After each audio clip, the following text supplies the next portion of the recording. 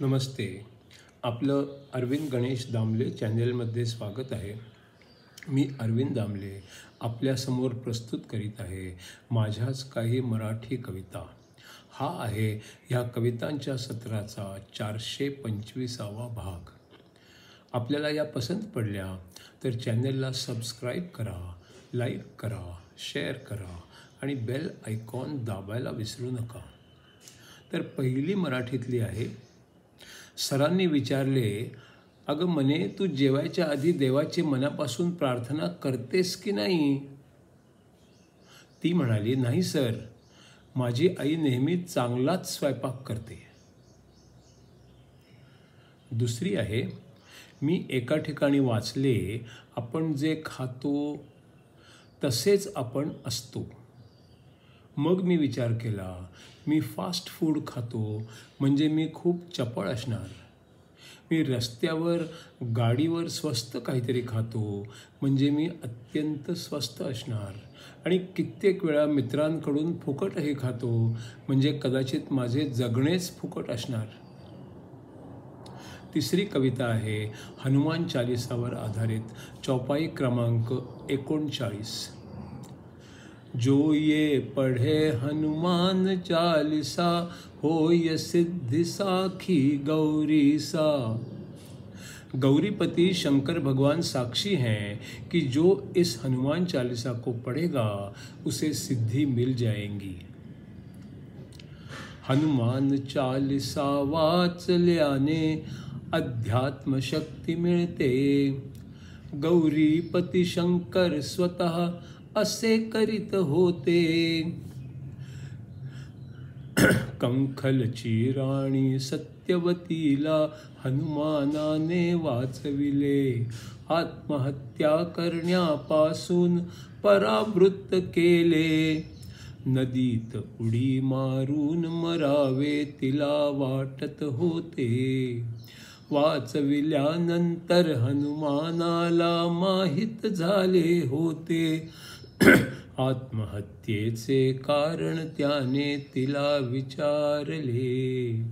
वारस देऊ नाही शकले तिने सांगितले.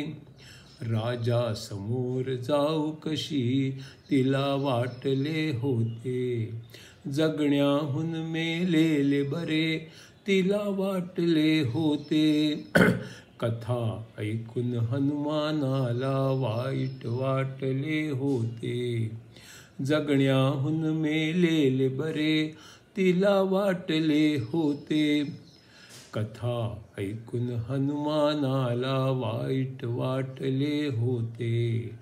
नरोत्तम राजा अन राजमातेनी आभार मानले होते.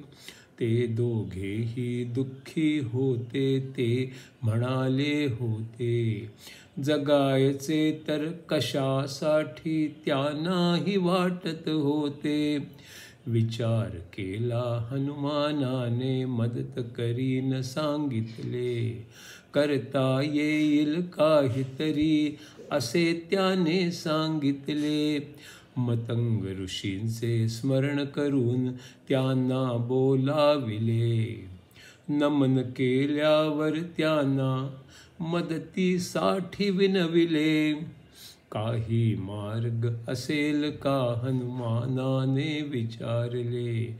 मतंग ऋषींनी पितरांना प्रसन्न करण्यास सांगितले. त्यांच्यापैकी कोणीतरी खुश होऊन जाईल आणि त्यांच्या घराण्यात पुन्हा जन्म घेईल. नरोत्तमाला असे सांगण्या हनुमान तिथे गेले. शुक्राचार्यांशी काही खलबत चालू होते बघितले. दावानल या राक्षसाला शुक्राचार्यांनी थांबवले आणि त्याच्या मनातले ते सारे त्याला सांगितले. आर्यमानासह सर्व पितरांना कैद करायचे आणि मग त्या सर्वांना राक्षस कुळात आणायचे. राक्षसांची संख्या केव्हा खूप वाढेल. देवांवरती विजय मिळवण्यास सोपे होईन जाईल. दावानलाला याच्यामध्ये एक त्रुटी दिसली. पितरांच्या लोकात जायची युक्ती त्या नाही कळली.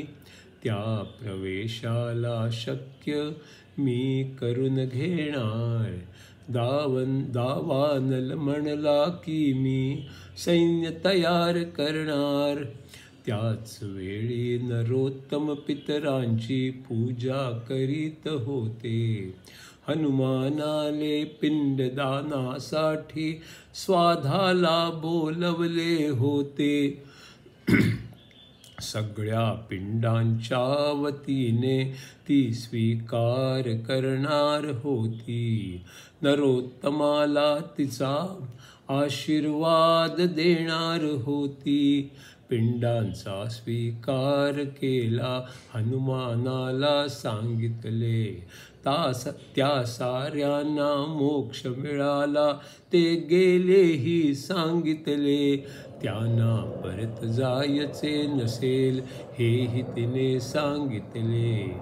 काय करणार हनुमान आता असेही सांगितले असेल.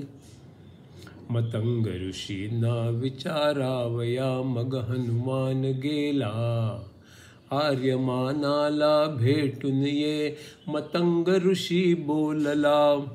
सत्यवतीच्या गर्भातूनच जन्म घेण्यास सांगितले. माझ्या हाती काही नाही आर्यमानाने म्हटले.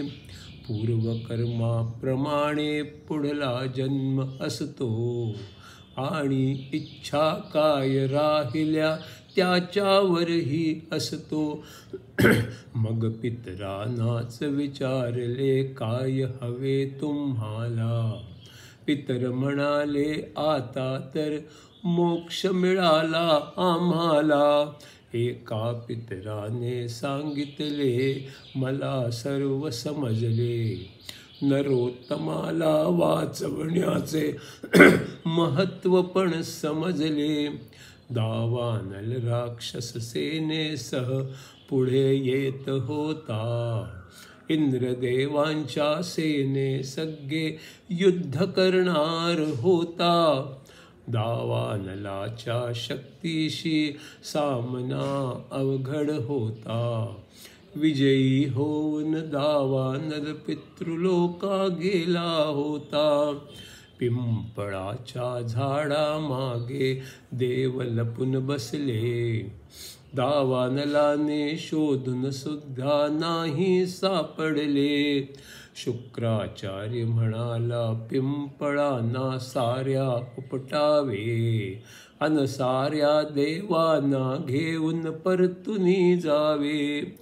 हनुमानाच्या जवळचे पितर सत्यवतीत होते. शुक्राचार्याने बाकीच्यांना मूर्छित केले होते. शुक्राचार्याने यज्ञ केला. साऱ्यांना राक्षस केले. पुढला जन्म राक्षस कुळात निश्चित हे केले. आर्यमान पुन्हा म्हणाला जन्म यावर नसतो. पूर्वकर्म अन इच्छा यावर तो अवलंबून असतो. शुक्राचार्य म्हणाले मला वाटते तेच मी करणार. सत्यवतीला मी मेलेला पुत्र देणार.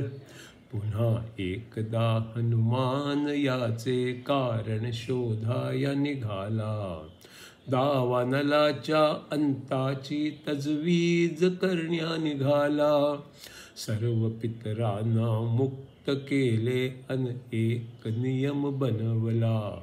पुनर्जन्म नाकारण्याचा अधिकार पितरांना मिळाला. मग हनुमानावरती देवी प्रसन्न झाली. हनुमान चालिसा वाचेल त्यालाही सिद्धी मिळाली.